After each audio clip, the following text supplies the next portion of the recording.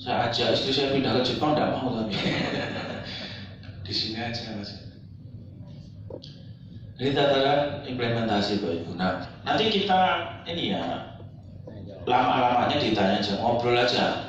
Bapak Ibu guru tuh pasti kritis-kritis melebihi mahasiswa hukum dan sosmed. Pertanyaan berikutnya adalah, kalau wewenang tadi kan jelas diberikan oleh UUD 45, tugas diberikan oleh undang-undang. Nah, yang melaksanakan siapa, Bapak Ibu? Yang pertama tadi, memasyarakatkan ketetapan MPR, memasyarakatkan 4 pilar MPR. Yang melaksanakan adalah badan sosial anggota MPR yang dikumpulkan seluruh fraksi. Itu menjadi badan sosialisasi MPR. Tugasnya memasyarakatkan. Itu kemana-mana itu. Jadi Mbak Revi itu tinggal ngomporin saja Pak. Misalnya dia belum pernah kemana. Ini keluar negeri kemana Mbak Revi? Ke Rusia Pak. Jadi seenak dulu, dia nggak ngalamin waktu pertama masuk. Anak nasi sendiri gitu.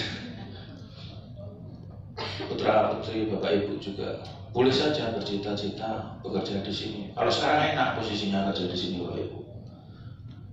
Insya Allah sudah lebih dari cukup. Karena sudah settle tugas mengkaji dari sistem ketatanegaraan itu ada badan pengkajian Pak. Aspirasi masyarakat juga badan pengkajian. Nah, untuk informasi Bapak Ibu sekalian, saya di badan pengkajian dulu di sekretariat sana itu 12 tahun. Kemudian di pimpinan 1 tahun, 6 tahun jadi kuasa hukum pimpinan. Jadi kalau kita dituntut di pengadilan, saya maju gitu, ketemu Egy Sujana apa segala macam. Terakhir yang kasus Jokowi ijazah palsu itu. Nah, gitu. Kemudian ada juga badan penganggaran. Nah, itu tugasnya nyusun anggaran untuk kegiatan. Biro Humas ini saya baru 1 tahun diambil Mbak Revi untuk membangun humasnya MPR. Karena saya lama di kajian, belum bisa move on diskusi dengan universitas, dengan Bapak Ibu guru, dosen. Mungkin karena saya lahir dari ayah dan rahim guru. Nah, soal bullying ini terakhir ya, yang marak akhir-akhir ini. Sebenarnya bullying ini sudah terjadi dari dulu. Cuman kalau dulu kan media sosial nggak kayak sekarang. Saya masih ingat saya pernah kena bully juga. Artinya, cuman memang tidak sebangetan sekarang ya. Kalau sekarang tuh nggak fair gitu. Satu orang dikeroyok banyak orang ya gitu. Kalau dulu tuh cuman nginjek sepatu kayak gitu kan. Terus dijodoh-jodohin biar malu sama. Kalau yang cowok dijodohin sama cewek yang jelek, yang kayak gitu-gitulah. Kurang lebih bullyingnya seperti itu, tapi sudah ada. Nah, itu nanti bisalah kita diskusikan gimana solusinya. Saya kira lebih ke tataran implementasi yang saya sampaikan, karena kalau secara teoritis bukunya sudah ada. Kalau saya baca dari A sampai Z juga sudah, pasti saya jamin bosen. Lebih enak diskusinya itu di babaran implementasi. Karena saya dulu waktu menimba ilmu di UGM itu setelah diterapkan di sini, diimplementasi itu kita harus banyak improvisasi gitu. Saat MK sudah menyatakan presiden melanggar hukum, ternyata di MPR bisa dibatalkan. Nah, itu diskusinya panjang lebar. Ternyata ada dua sisi, ada sudut pandang lain kalau di dunia politik, di dunia praktisi. Jadi tidak sekedar A adalah A, misalnya anggaran pendidikan 20% itu kan Bapak Ibu bacanya di UUD 45 saja, pas di pelaksanaan pasti ya membeli, nggak bisa 20% benar-benar diterapkan. Saya kira kita nanti ngalir di diskusi saja Bapak Ibu. Dari saya cukup sekian. Assalamualaikum warahmatullahi wabarakatuh. Terima kasih kepada Bapak Indro atas informasi yang telah diberikan. Mudah-mudahan tadi apa yang sudah disampaikan oleh Bapak dapat memberikan manfaat kepada kita semua. Selanjutnya saya akan membuka sesi tanya jawab pada berikan kesempatan kepada 3 penanya. Silakan kepada Bapak Ibu. Assalamualaikum warahmatullahi wabarakatuh. Perkenalkan, nama saya Herpan, guru pendidikan Pancasila dan Kewarganegaraan SMP Negeri 6 Depok. Saya ingin bertanya, Bapak Indro, tadi kan Bapak menerangkan tentang kelembagaan Majelis Permusyawaratan Rakyat yang di dalamnya itu adalah lembaga legislatif, dan tadi juga terkait dengan presiden juga, tentang pemberhentian presiden. Saya teringat sejarah pernah di tahun 99 kalau nggak salah, baca buku sejarahnya sih, baca buku-buku referensi gitu. Ada presiden keempat kita dulu malah ingin membubarkan DPR. Nah, gitu. Apakah di dalam lembaga eksekutif ini, di presiden kepalanya, bisa membubarkan DPR? Kalau emang bisa, minta tolong penjelasannya. Kalau memang tidak, ya minta tolong juga penjelasannya. Mungkin itu aja dari saya. Terima kasih. Wassalamualaikum warahmatullahi wabarakatuh. Terima kasih. Assalamualaikum warahmatullahi wabarakatuh. Ya, perkenalkan, saya Bapak Alexander dari Guru Pendidikan Pancasila SMP Negeri 7 Depok.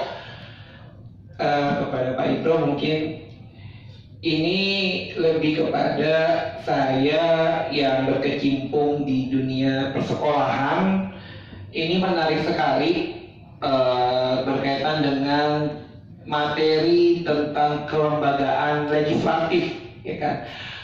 Mungkin yang ingin saya tanyakan di sini, terutama saya mungkin dalam hal penyusunan materi buku sekolah, apakah ada keterlibatan dari lembaga DPR maupun MPR kepada Kemendikbudristek berkaitan dengan materi tentang kelembagaan?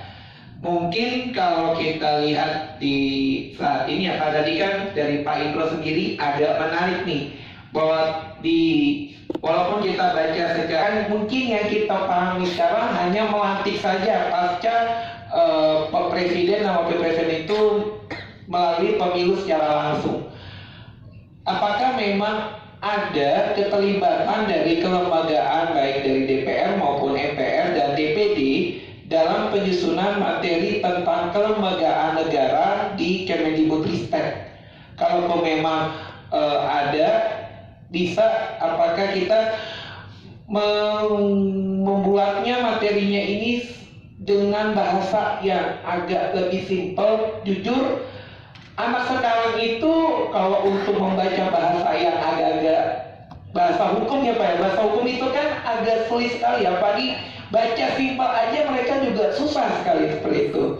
Mungkin bisa menjadi rujukan atau masukan dari saya ini untuk masa depan kita, terutama kita tetap bagaimanapun Pancasila dan materi hukum tetap harus ditegakkan, apalagi generasi muda anak bangsa kita jangan sampai melupakan hal-hal yang seperti ini, apalagi dinamika politik kedepannya anak muda yang memegang kendali. Terima kasih. Assalamualaikum warahmatullahi wabarakatuh. Warahmatullahi wabarakatuh. Nama saya Bu Aminah dari SMP Negeri 5 Depok. Terima kasih Pak Indro atas apresiasi terhadap guru. Sebelumnya saya mau pantun karena tadi dipancing sama Masnya tadi karena ini beli tomat. Lanjut. Tak lupa membeli baju. Bapak Indro yang terhormat, kami doakan sehat selalu. Luar biasa ya. Istimewa buku tua kita. Iya. Khusus Pak Indro. Iya, baru nemu pasti itu.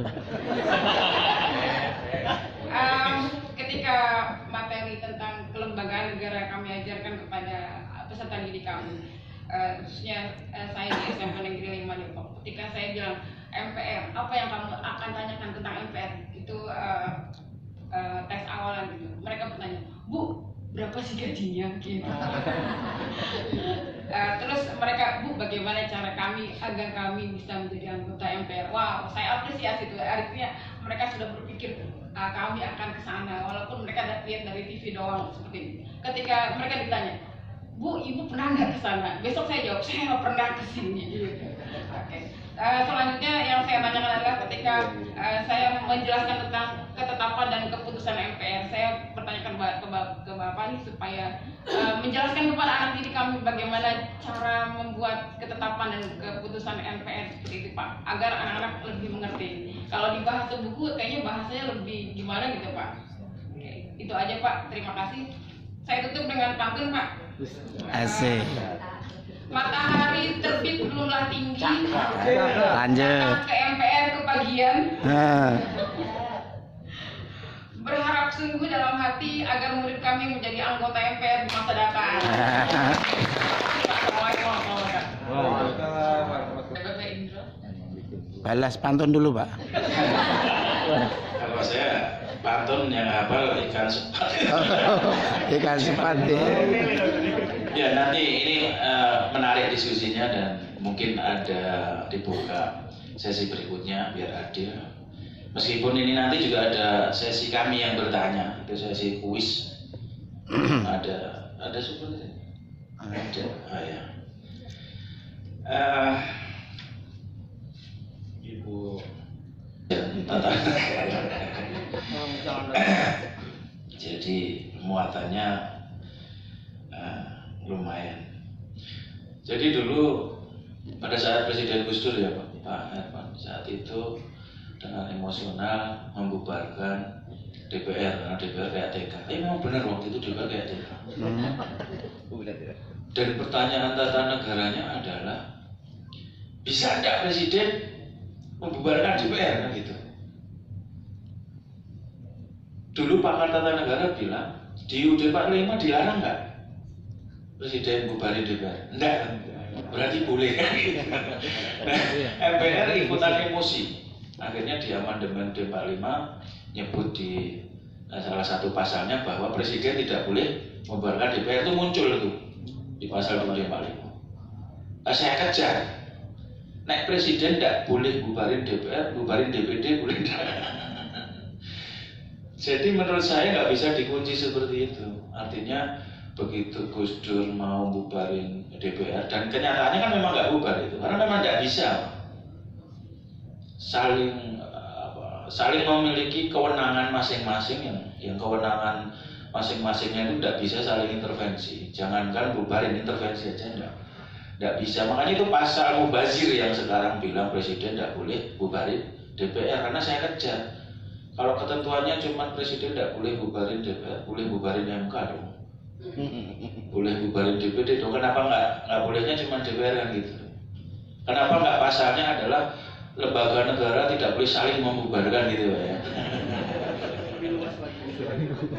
Jadi sebenarnya pertanyaannya saya jawab nggak bisa sebenarnya tanpa ada klausul pasal itu. Meskipun ada yang bilang selama nggak ada larangan yang boleh dilakukan, enak banget kalau ngomong kayak gitu kan? Artinya tidak boleh. Lembaga negara itu punya kewenangan masing-masing diberikan langsung oleh UUD 45. Jangankan membubarkan, mengintervensi saja nggak bisa. Gitu. Nah, Bapak tanya lagi, kenapa yang MK tadi diintervensi sama MPR? Yang Presiden dan Hukum. Nah itu tesis saya, makanya kalau menurut saya itu harusnya ya langsung saja, nggak usah beda. MK udah bilang melanggar, masuk Anda bilang enggak gitu. Nah, itu ngerusak patokannya. Nggak boleh saling intervensi kok kuncinya. Ya, ada intervensinya di situ. Jawaban terbaiknya karena Presiden adalah produk politik, maka yang bisa menjatuhkan adalah politik juga. Meskipun saya tetap ganjil di luar jawaban itu. Kalau saya tetap nggak mau negara hukum ya hukum yang nomor satu bukan harusnya kan. Jadi Menurut saya seperti itu, menurut yang lain bisa beda. Kalau menurut saya tidak boleh saling membubarkan, tidak boleh saling intervensi pun tidak boleh. Meskipun tadi contohnya yang MK bisa diintervensi oleh keputusan MPR. Nah itu yang menurut saya harusnya ada amandemen kelima lagi Pak, harusnya itu begitu MK menyatakan bersalah ya jatuh. Gitu. Karena ketentuan pemberhentian sekarang ini seperti kalau menurut saya kayak memberhentikan presiden itu sudah tidak mungkin. Kenapa Pak? Saya bilang tidak mungkin. Sederhana saja. Kalau saya jadi presiden, saya gedein fraksi-fraksi, saya rangkul, tak jadi menteri, aku duduk di sini, mau jatuhin aku kan? Benar nggak? Ya artinya itu teori politik hukum. Jadi kita nggak boleh hukum itu kita terjemahin kaku setelah di dunia politik. Jadi jawabannya tidak bisa Pak harapan Presiden memberikan DPR. Kemudian Pak Iskandar terkait ya materi ajar ini saya setuju bahwa anak SD, SMP, SMA itu kalau suruh ngapali kalimat-kalimat yang susah nggak nyantel itu, bener. Gak bakal nyantel gitu. Suruh ngapalin pasal ini tuh apa, pasal itu gak bakalnya. Bener, saya gak pernah ngajarin anak saya gitu. Saya aja main ke sini, bapak kerjaannya ini, jadi tahu MPR itu ini. Gak perlu kamu ngapalin, tapi ngerti gitu. Nah pelibatan itu kalau DPD DPR mungkin Pak, karena ada komisi yang membidangi pendidikan. Tapi kalau MPR sendiri, saya tuh kan nyari celah ya buat menyentuh dunia pendidikan itu. Saya cuma ketemu tugas MPR satu yang bisa masuk Pak Pres. Jadi pasal 34 ayat 3 itu kan terkait fasilitas umum lainnya, itu kan bisa pendidikan juga. Pasal 31 juga bisa pendidikan. Nah saya kaitkan dengan tugas MPR melaksanakan penyerapan aspirasi masyarakat. Jadi saya tampung, nah mungkin saya salurkan ke komisi yang membidangi pendidikan di DPR. Karena waktu saya di kampus itu bicara pendidikan karakter bangsa, peritok semua. Bener loh Bu. Orang mau prakteknya, nggak ada prakteknya di kita itu pendidikan karakter bangsa itu. Di Jepang tuh mau belajar jujur saja anak SD itu 3 tahun khusus ngomongin jujur terus sampai di prakteknya. Begitu dia bohong dihukum di depan kelas, ini melakukan kebohongan. 3 tahun tuh diajari soal kejujuran. Suruh ngapalin nilai-nilai kebaikan tapi penerapannya kurang. Makanya kurikulum budi pekerti ini menurut saya perlu ditinjau ulang gitu. Kemudian terkait kelembagaan, warganegaraan, saya setuju Pak Riz, artinya kalimatnya jangan yang terlalu jelimet. Agen of change, agen of change, iya kan? Pembawa perubahan gitu kan bisa.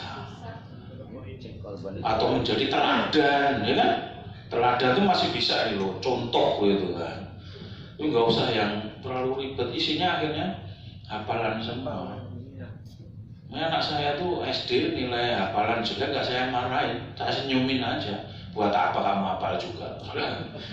Iya, karena di penerapannya nanti di dunia kerja itu kan bukan soal hafalan itu. Jadi sebenarnya pelibatannya kalau MPR agak susah Pak, karena wewenang dan tugasnya itu nggak bersentuhan langsung dan Dikbud juga tidak menghubungi kita gitu. Sayangnya seperti itu. Makanya sebenarnya yang paling pas DPR. DPR itu ada komisi yang terkait pendidikan. Artinya harusnya bisa masuk lewat situ. Nah ini saja kurikulum bingungnya kayaknya ya. Sekarang katanya skripsi dihapus. Nah saya dulu skripsi sampai botak loh. Sekarang enaknya dihapus ini. Udah masuk langsung dapat ijazah gimana? Lah ya makanya saya bingung, maksudnya ini mau dibawanya kayak mana sih gitu loh. Nah dibikin enak banget ya udah daftar itu sudah dapat ijazah aja menurut saya. Ya Pak, kita itu ngajar kalau ketemu langsung dengan online itu beda. Kadang pakai gambar mati itu loh, dia lagi ke dapur Mas. Kita dibohongin, orangnya kan kelihatan menteleng gitu, terus dikiranya ngeliatin kita terus kok gak kedep-kedep ini. Gua taunya pas diuji kita tanya, kok diem aja terus gini terus, ini marah apa kan? Lagi di dapur Pak tadi loh, kok ada suaranya.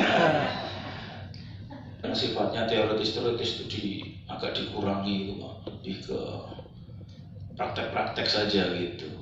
Kalau pengen anak tahu apa itu namanya soal MPR tata negaranya, harusnya pemerintah bantulah subsidi ke sekolah-sekolah untuk berkunjung ke sini. Itu nggak cuma sehari ya Mbak Dewi. Mau suruh belajar MPR sehari dapat apa? Boleh foto doang di gedung hijau gitu kan. Anak-anak SMA, anak-anak kuliah itu juga itu Pak, galak-galak gitu, tapi kalau pas sudah di gedung hijau ya foto gitu. Foto terus bikin status gitu di Instagramnya. Anak-anak kuliah itu gua sedang duduki MPR. Wah. Aku taklukkan rumah rakyat, wah gitu-gitulah.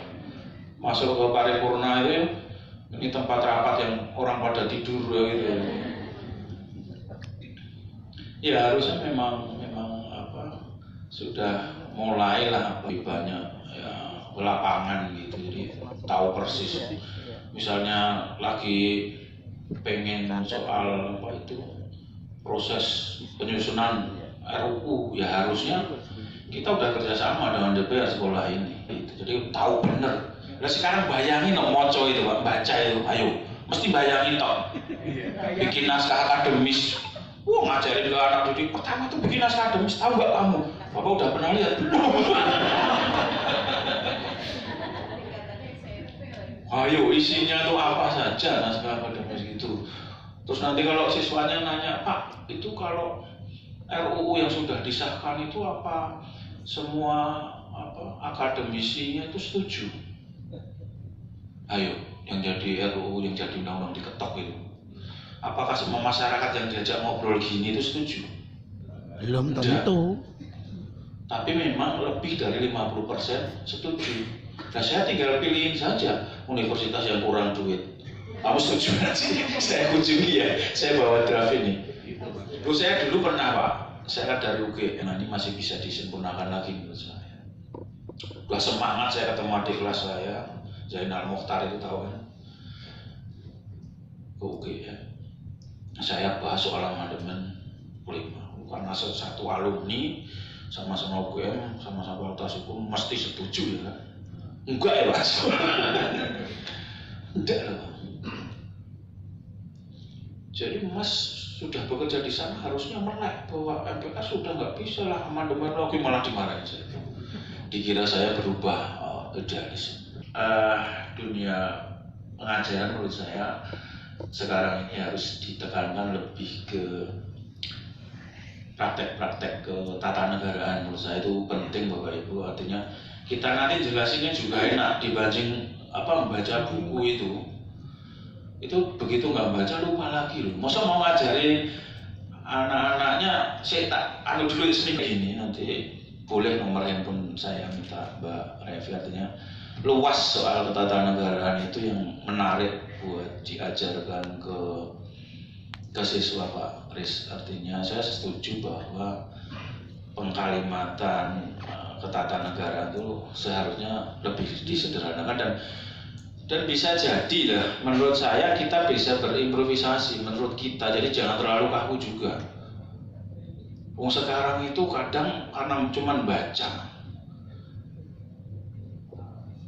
misalnya ada pertanyaan bahwa MPR sudah bukan lagi menjadi lembaga tertinggi negara, benar apa salah? Ada siswa jawab salah. Bapak Ibu dengan tegas salah kamu, sekarang sudah bukan tertinggi. Siapa bilang? Halo, kalau saya bilang MPR masih tertinggi dengan kacamata saya, Bapak Ibu memprotesnya di mana? Pertama, dia satu-satunya lembaga negara yang bisa memilih presiden loh. Satu-satunya lembaga negara yang bisa memberhentikan presiden loh. Dan produk hukumnya adalah produk hukum tertinggi. yaitu Undang-Undang Dasar. Di hierarki itu paling tinggi.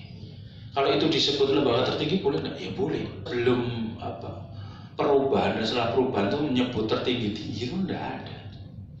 Itu kan hanya penyebutan kita semua saja, tapi begitu kena bacaan kaku kan. Begitu orang bilang MPR itu masih lembaga tertinggi, kita nyalahin.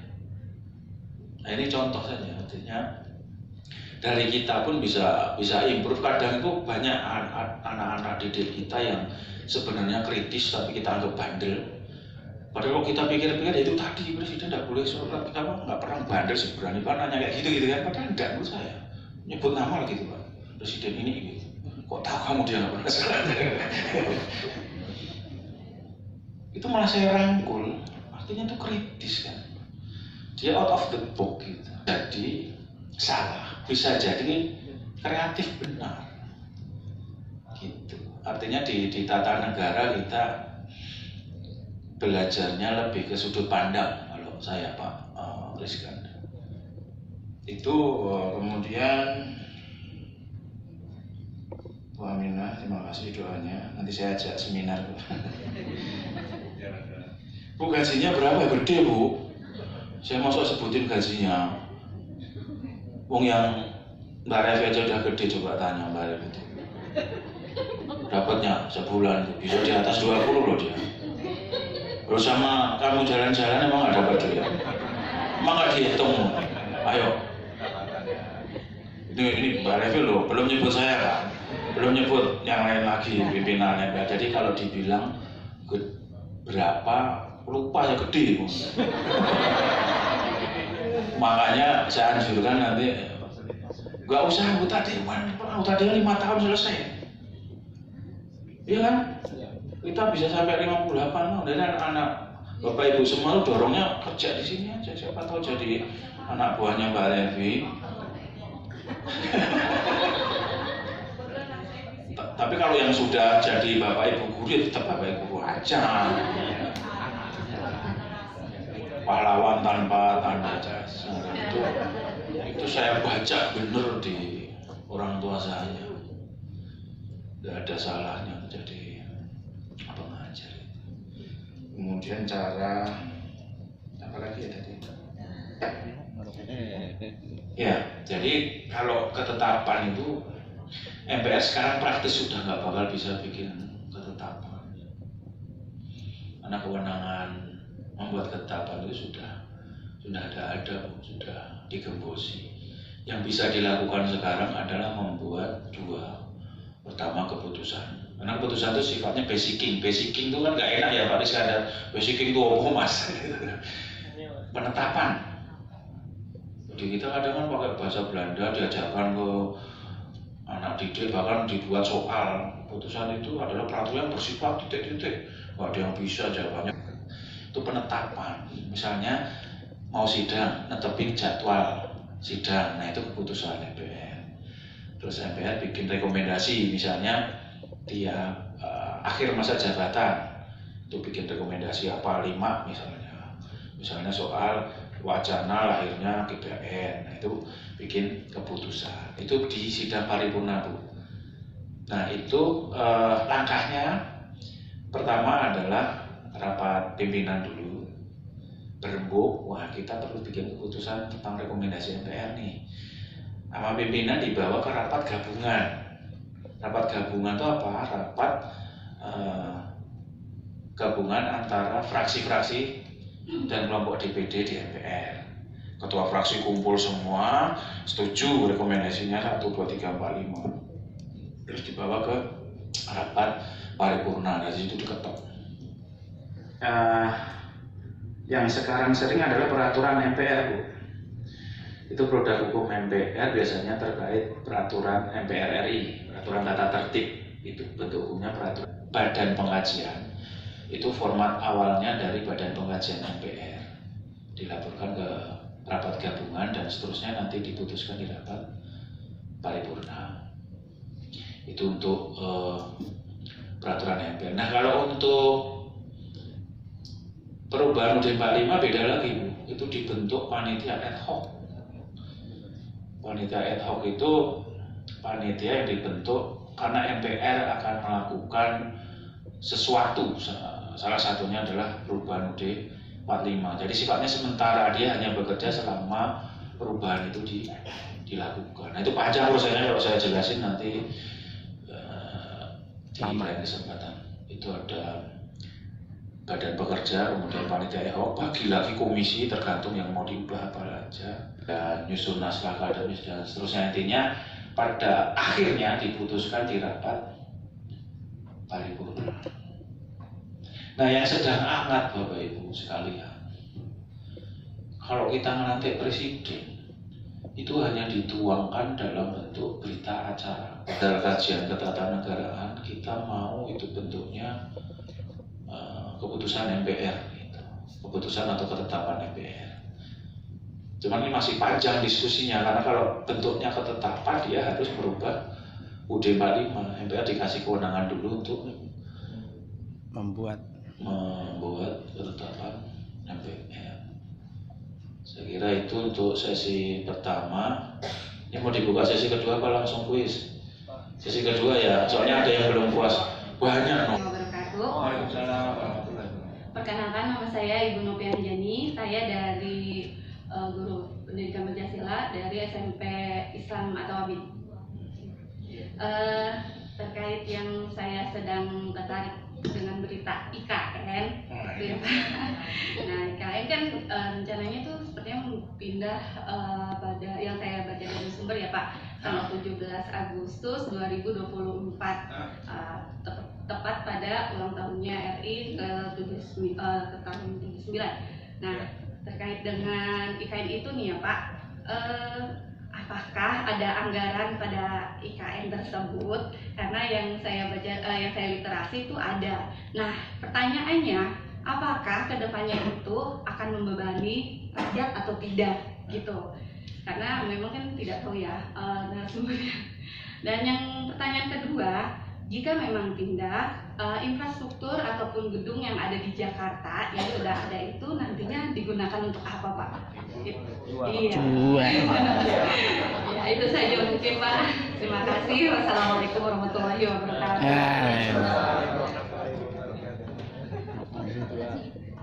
Terima kasih Ibu. Selanjutnya silakan Bapak yang di depan. Pak Rembe. Mana ya? Ya. Baik. Assalamualaikum warahmatullahi wabarakatuh. Salam sejahtera untuk kita semua.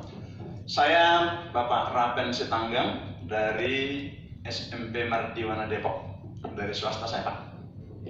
Mau negeri. Nah, kebetulan tadi dari penjelasan Bapak tadi ada juga hubungan dengan antar lembaga Pak ya, antar lembaga. Nah, yang mau saya tanyakan ini Undang-Undang Dasar Negara Republik Indonesia 1945 ini kan bukan hukum biasa ya, tapi hukum dasar.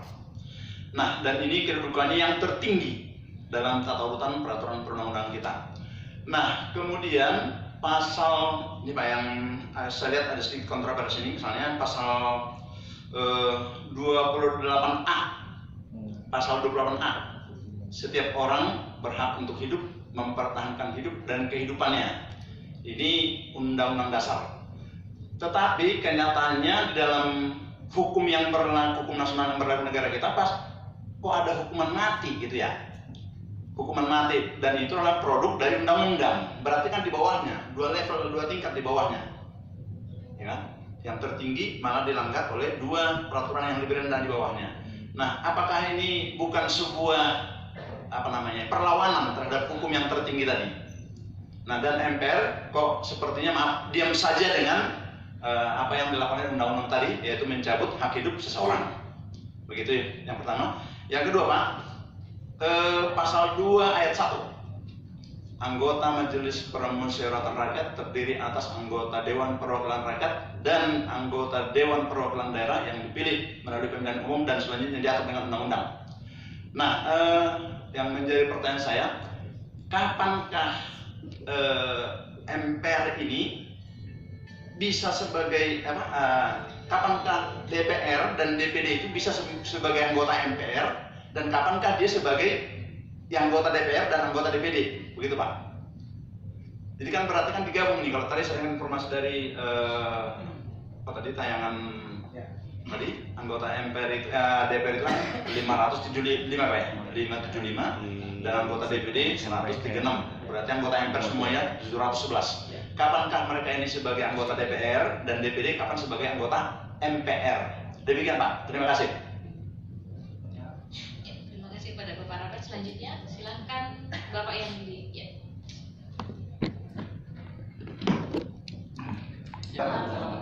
Perkenalkan, nama saya Raden Taufik dari SMP Muhammadiyah 4. Menggarisbawahi apa yang diucapkan Pak Indro tadi bahwa Presiden merupakan produk politik ya Pak. Yang ingin saya tanyakan, jika Presiden saja produk politik, apakah MPR ini merupakan produk politik juga? Iyalah. Gitu. Jika memang produk politik, berarti hukum yang ada di Indonesia merupakan hasil dari produk politik tersebut. Nah, yang ingin saya tanyakan, bagaimana kami yakin ini sebagai masyarakat umum bahwa hukum yang merupakan produk politik tadi bisa melindungi kami yang ada di bawah-bawah ini sebagai rakyat biasa, terutama guru-guru, karena kan ya di tahun-tahun ini selain ada banyak kasus pembulian dengan peserta didik, banyak juga kasus peserta didik dengan guru. Nah, bagaimana kami yakin sebagai pendidik dilindungi oleh hukum yang ada di Indonesia, sedangkan ya kalau kita lihat, ya kita marahin anak aja, besok orang tuanya bisa datang bawa polisi, gitu kan? Nah itu dia. Nah itu tadi, kalau memang MPR produk politik dan hukum yang ada di Indonesia ini merupakan hasil dari diskusi produk politik, bagaimana kami yang masyarakat biasa yang tidak berkecimpung di politik ini yakin bahwa hukum yang ada di ini dan dibuat bisa melindungi kami masyarakat umum?